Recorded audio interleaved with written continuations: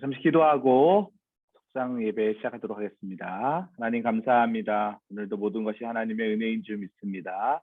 2021년 한 해 동안 하나님 지키시고 인도하신 하나님, 에베네셀의 하나님께서 여기까지 인도하신 줄 믿습니다. 임마누엘의 하나님께서 오늘 우리와 함께 하시는 줄 믿습니다. 여호와 일의 하나님께서 앞으로의 우리의 길도 인도하실 줄 믿습니다. 성령 하나님 도우시고 인도하셔서 우리 사랑교구의 모든 성도님들의 삶의 자리 가운데 함께하여 주시옵소서. 하나님, 주님께서 승천하시면서 우리에게 명령하셨습니다. 가서 제자 삼으라 말씀하셨습니다.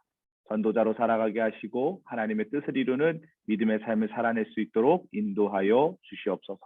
일하실 주님을 기대하오며 예수 그리스도의 이름으로 기도합니다. 아멘. 할렐루야. 오늘 2021년에 이제 마지막 속회 예배를 드리게 됩니다. 2021년 한 해 동안 지키신 하나님의 은혜에 감사를 드립니다. 특별히 우리 속사님들의 헌신적인 수고와 충성하는 봉사의 마음, 너무나도 귀한 마음 감사를 드립니다. 끝까지 주님 앞에 헌신하시고 충성하실 때에 하늘에서 해와 같이 빛나는 은혜가 우리 속사님들의 삶의 자리 가운데 함께 하실 줄 믿습니다. 오늘은 전도자의 자세라는 제목으로 사도행전 28장 16절에서 31절의 말씀으로 하나님의 은혜의 말씀 나누도록 하겠습니다. 오늘 본문의 이야기는 사도행전의 맨 마지막 부분의 이야기입니다. 사도 바울이 1차, 2차, 3차 전도 여행을 다녀와서 이제 예루살렘에서 체포가 되죠. 그리고 가이사랴 감옥에 2년 동안 또 구금되어 있는 상황에서 로마로 가고자 하는 마음을 표현하게 됩니다. 그러다가 이제 오늘 마지막 본문에 보면 로마 감옥에서 셋집에서 2년 동안 머물렀다라고 기록이 되어 있죠. 조금 자유로운 환경에서 사도 바울이 이제 갇혀 있는 상황 가운데서 끊임없이 복음을 전하게 되는 그런 내용을 담고 있습니다. 사도 바울은 로마로 가고 싶었는데 자유인의 신분이 아니라 죄인의 모습으로 로마로 가게 됩니다. 복음을 전하기 위해서 어떤 상황 가운데서도 끝까지 그 일을 하게 되죠. 28장 31절에 보면 담대하게 거침없이 가르치더라 이렇게 성경의 이야기가 끝납니다. 완료된 것이 아니라 계속되고 있음을 이야기하고 있다는 것이죠. 2021년은 저물어 갑니다. 하지만 2022년에도 우리는 복음의 전도자로서의 사명을 감당해야 될 줄 믿습니다. 그런 은혜가 모든 성도님들 가운데 함께 하시기를 주님의 이름으로 간절히 축복합니다. 오늘 그럼 구체적으로 하나님이 바라시는 전도자의 자세는 어떠해야 할까 말씀을 좀 살펴보도록 하겠습니다. 먼저는 어떠한 상황 속에서도 복음 전하는 일에 힘써야 한다는 것입니다. 로마서 말씀에 의하면 사도 바울은 이전에도 로마에 가고 싶다라는 마음을 늘 가지고 있었습니다. 그런데 그것이 쉽지 않았죠. 그럼에도 불구하고 로마를 가고 싶은 그 복음의 열정이 끝나지 않았어요.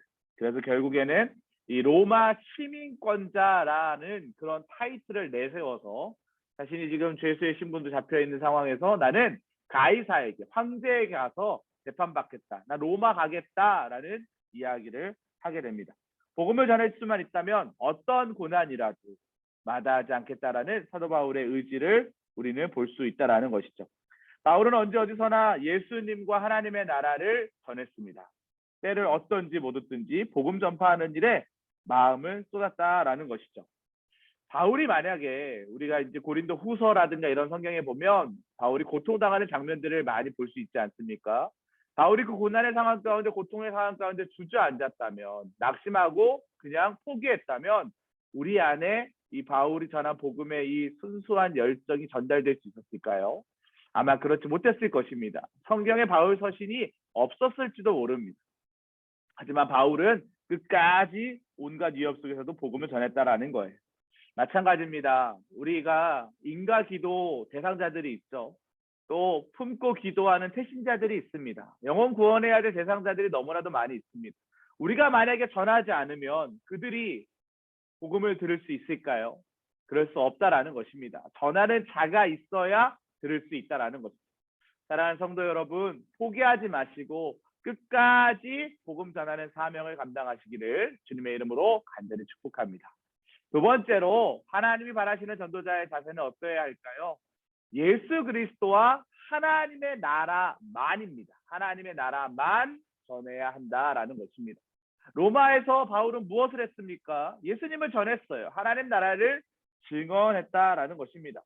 두루 다니면서 하나님의 나라의 일을 전하고 예수 그리스도의 사역을 선포했다라는 것이죠. 바울에게 있어서 예수의 복음 외에 다른 것은 없었습니다. 온 땅을 다니면서 예수의 복음만을 전했다라는 것. 성도 여러분은 요즘에 어떤 말을 제일 많이 하고 있습니까? 코로나의 상황에서 또 대통령을 뽑는 이 나라의 실정 가운데 여러분의 입술이 어떤 말을 하고 있는지를 한번 잘 생각해 보십시오. 좋은 말입니까? 긍정적인 말입니까? 아니면 부정적인 말입니까? 남에게 상처를 주는 말입니까? 우리가 해야 하는 말은 예수의 복음입니다. 예수님의 복음으로 우리는 똘똘 뭉쳐야 한다는 것이죠. 하나님 나라의 확신을 가지고 예수 그리스도의 복음 전하는 일에 우리는 마음을 쏟아야 한다는 거예요. 예수님은 나라가 임하시오며 뜻이 하늘에서 이루어진 것 같이 땅에서도 이루어지리이다 라고 기도하셨습니다. 그리스도가 선포되는 곳에 하나님의 뜻이 이루어지는 줄 믿습니다. 제가 이사 신방을 갈 때마다 이 집이 하나님의 집이 되었으면 좋겠다라는 이야기를 참 많이 했습니다. 이 집의 주인이 세대 주인 남편이 혹은 아내가 되는 것이 아니라 하나님이 이 집의 주인이 될 때 그 가정이 하나님의 나라가 될 수 있다라는 것입니다. 사랑하는 성도 여러분, 2022년에는 여러분의 가정의 주인을 하나님으로 모시시기 바랍니다.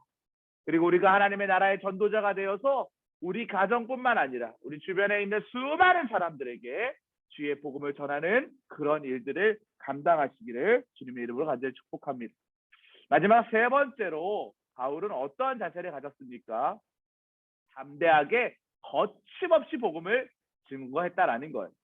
바울이 머물렀던 이 로마 감옥은 바울이 두 번째로 투옥했던 로마 감옥과는 분위기가 사뭇 다릅니다. 좀 자유로웠습니다. 셋집이다라고 이야기되어 있죠. 우리나라 조선시대로 얘기하면 유배지와 같은 곳입니다. 사람도 만날 수 있고요. 대화도 할 수 있습니다.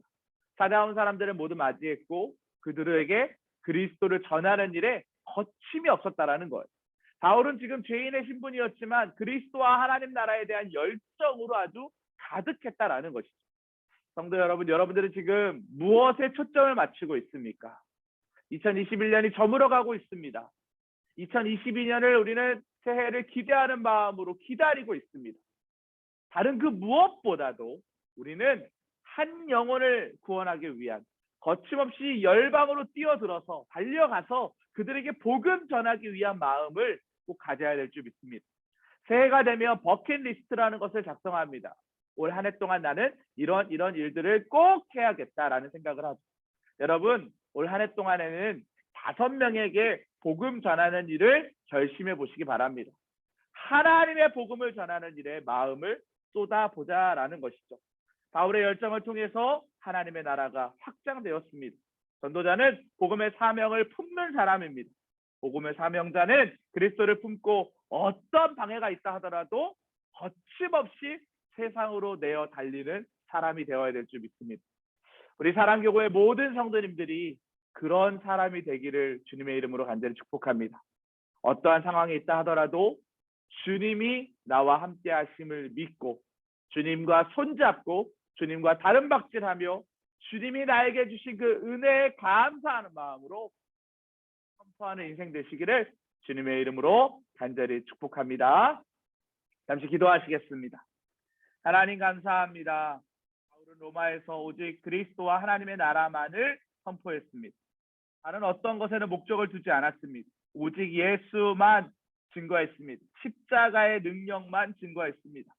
하나님, 우리도 바울처럼 우리의 상황이 힘들고 때로는 결박당하고 때로는 감옥에 갇히고 때로는 핍박을 당한다 하더라도 예수를 드러내는 인생 되게 하여 주시옵소서. 하나님 나라가 크게 확장됨을 믿습니다. 주님 주신 은혜 안에서 자유케 하시고 주의 능력을 선포하는 믿음의 사람 될 수 있도록 인도하여 주시옵소서.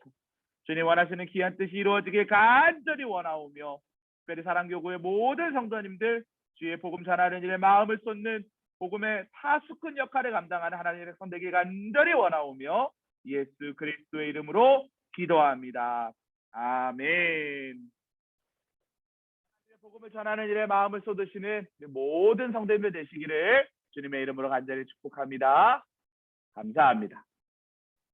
네, 오늘 이렇게 해서 2021년 마지막 우리 속회 예배까지 드렸습니다. 지난 3년 동안 감사했던 마음들을 잠시 나누는 시간을 가져야 될 것 같은데요. 안양교회 사역을 시작하고 사랑교구를 담당하고 어느덧 3년이 되었습니다. 이제 연합속회를 드리고 또 지난 당회 때 이미 발표를 들으셨던 분들도 계실 텐데 저는 내년부터는 2022년에 소망교구를 담당하게 되었습니다. 바로 황금꽂이로 얘기하면 바로 옆에 있는 교구니까요. 우리 사랑교구 성도님들 얼굴 또 뵐 수 있음을 기대하고 또 같이 3년 동안 동역해 주신 속장님들께 특별히 감사를 드립니다. 부족한 종이 정말 여러 가지로 속장님들 좀 힘들게 했던 적도 있고 또 너무 많은 것들을 요구해서 불편하게 했던 적들도 분명히 있을 텐데 늘 이렇게 받아주시고 같이 동역해 주심에 너무나도 감사를 드립니다. 제가 3년 동안 사랑교구를 담당했기 때문에 앞으로 남은 30년 정도의 목회가 행복할 것 같습니다. 여러분들이 알려주신 사랑 그리고 동역, 은혜 그런 것들을 기억하면서 앞으로도 맡겨진 자리에서 또 양을 사랑하고 또 하나님 나라를 세워가는 일에 그렇게 힘쓰는 목회자가 되도록 하겠습니다. 우리 성도님들도 기억나실 때마다 기도해 주시고 또 함께 해주시면 감사하겠습니다. 네, 오늘 성탄절인데요. 예수님의 탄생하심의 기쁨이 우리 사랑하는 모든 사랑교구 성도님들 삶의 자리 가운데 함께 하시기를 주님의 이름으로 간절히 축복합니다. 감사합니다. 마치겠습니다. 사랑하고 그동안 너무 감사했습니다. 축복합니다. 감사합니다.